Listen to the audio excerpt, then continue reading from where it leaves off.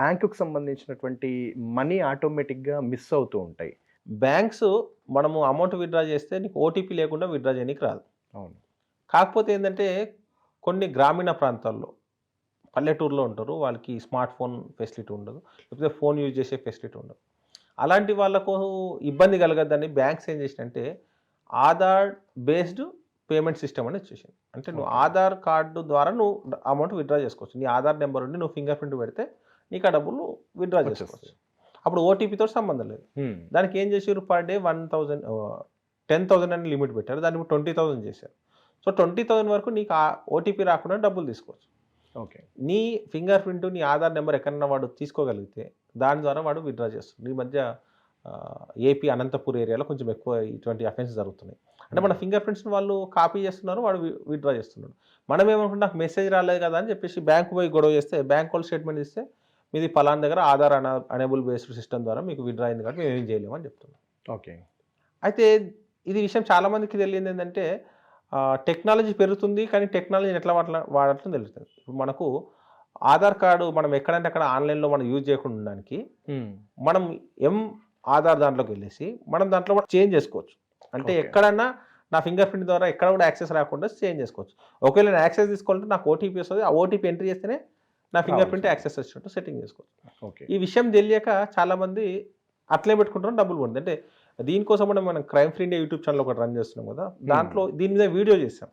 Okay. అంటే దాన్ని ఎట్లా లాక్ చేసుకోవాలి, ఎట్లా మళ్ళీ ఆన్ చేసుకోవాలి, అంటే మనం ఈజీగా ఉంటుంది. మనం ఇప్పుడు చెప్పడం వేరు, ప్రాక్టికల్గా చూపిస్తే వాళ్ళకి అర్థమవుతుంది. సో ఇలాంటి వీడియోస్ కూడా మనం ఎక్స్ప్లెయిన్ చేస్తూ దాంట్లో పెట్టాం. సో అందరు ఖచ్చితంగా ఈ ఆధార్ అనేది డిజేబుల్ చేసుకుంటే బెస్ట్.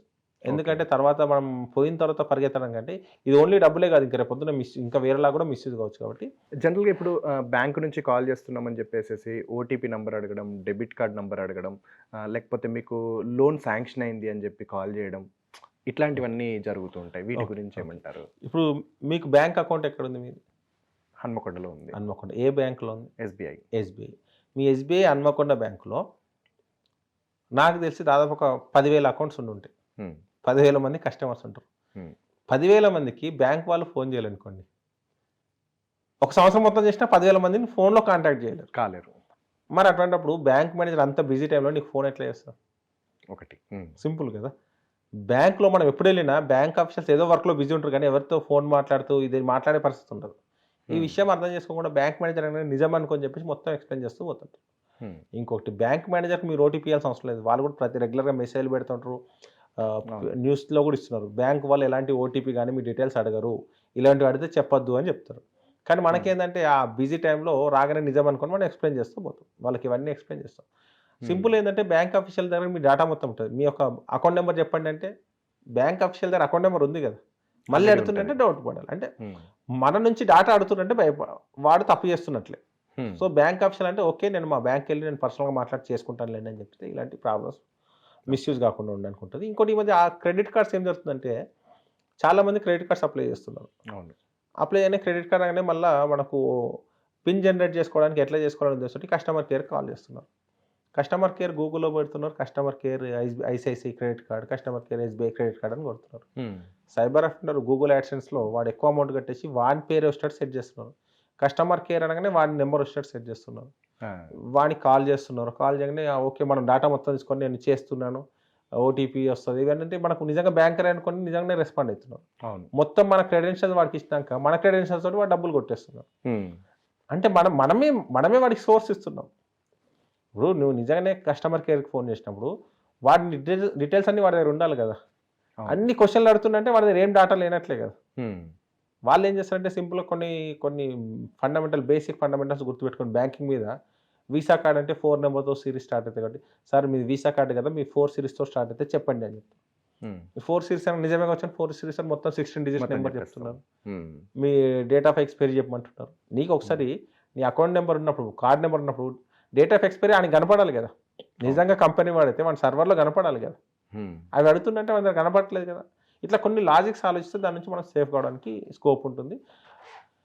ఏ డౌట్ ఉన్నా కన్సర్న్ బ్యాంక్కి వెళ్తే మీకు ఈజీగా ప్రతి బ్యాంక్లో కూడా ఒక హెల్ప్ డెస్క్ ఉంటుంది ప్రతి బ్యాంక్లో. హెల్ప్ డెస్క్ వాళ్ళు దగ్గర వాళ్ళే చేసిస్తారు. ఇలాంటివి చేయకుండా మనం తొందరపడి చేస్తే ఇలాంటి మోసపోవడానికి ఆస్కారం.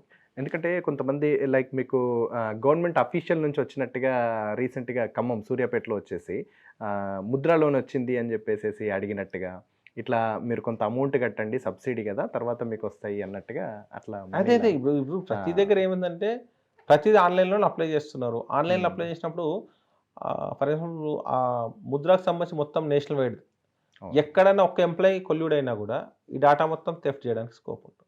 హ్మ్. ఒక పెన్ డ్రైవ్‌లో తీయొచ్చు 1,00,000 మంది డాటా. మన ఫోన్ నంబరు, ఎప్పుడు అప్లై చేసినా, ఎంత అమౌంట్.